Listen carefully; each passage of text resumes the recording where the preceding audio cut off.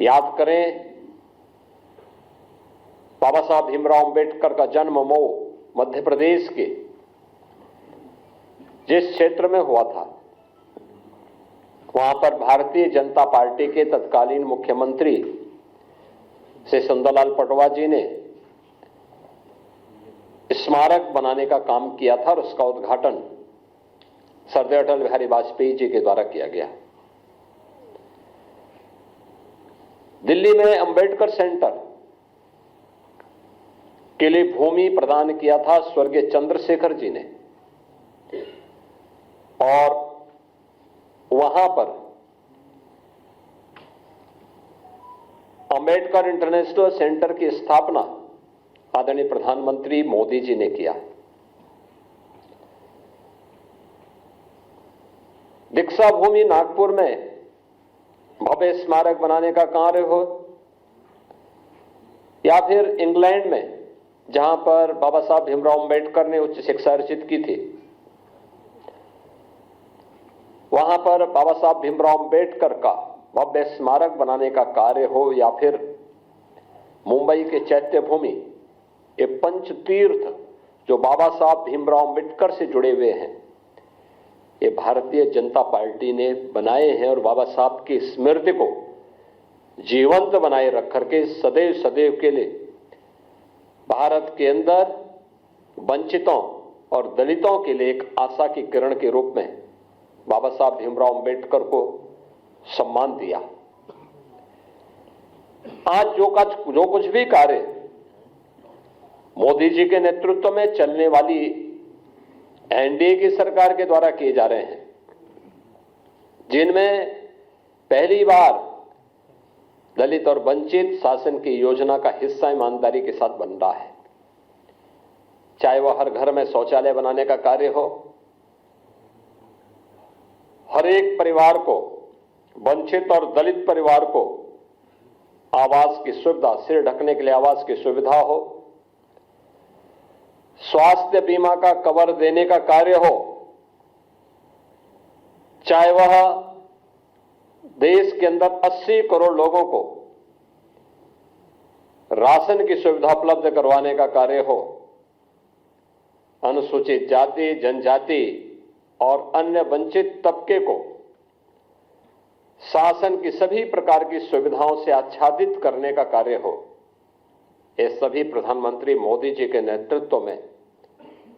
देश के अंदर बखूबी चल रहा है। बाबा साहब भीमराव अंबेडकर इसी बात के लिए सदैव प्रेरणा प्रदान करते थे। इसी प्रेरणा से प्रेरित होकर के भारतीय जनता पार्टी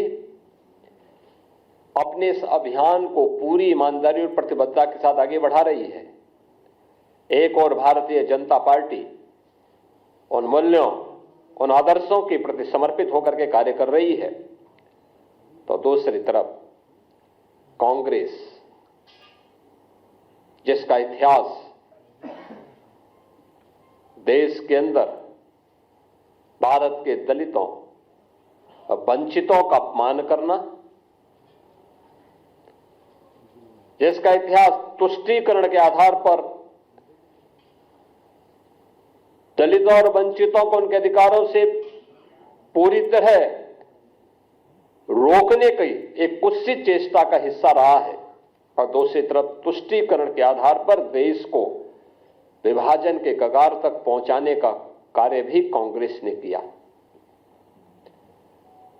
कौन नहीं जानता है कि पंडित नेहरू नहीं चाहते थे कि बाबा साहब भीमराव अंबेडकर संविधान सभा का हिस्सा बने।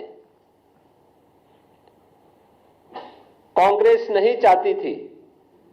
कि बाबा साहब भीमराव अंबेडकर को संविधान सभा के ड्राफ्टिंग कमेटी का अध्यक्ष बनाया जाए,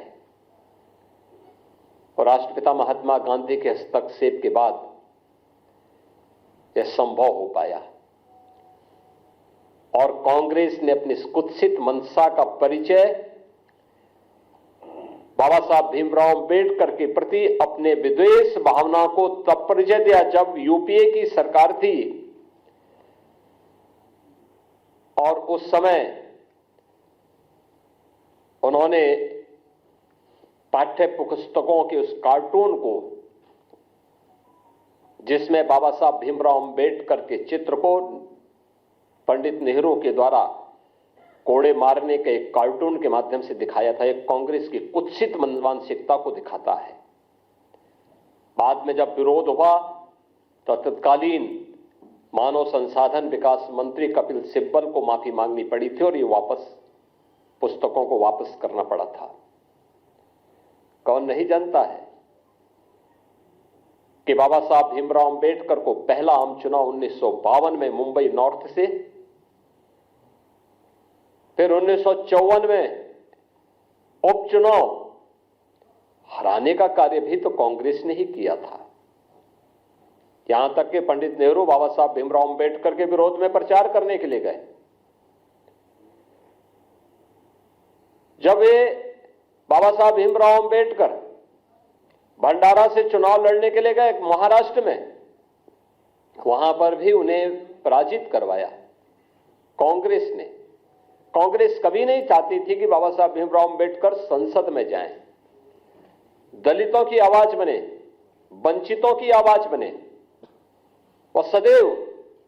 उन्हें अपमानित करने का काम करती थी। कांग्रेस की मंशा हमेशा ये रही,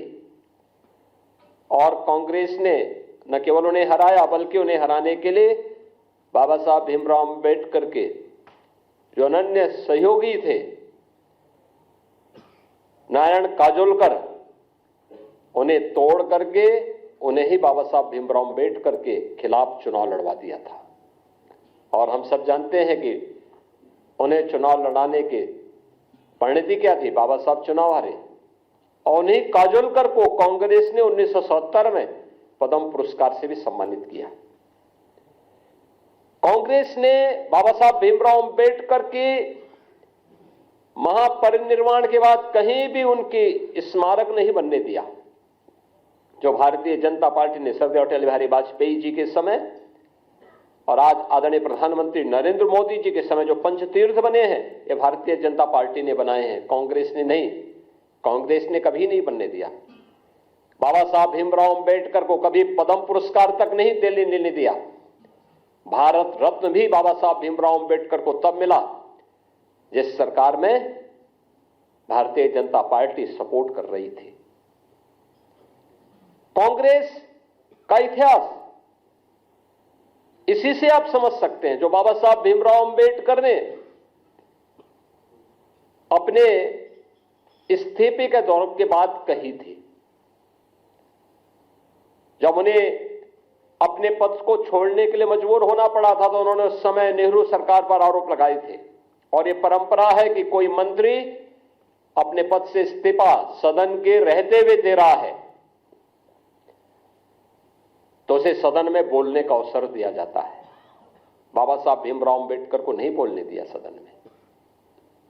अपमान यहां पे भी किया गया।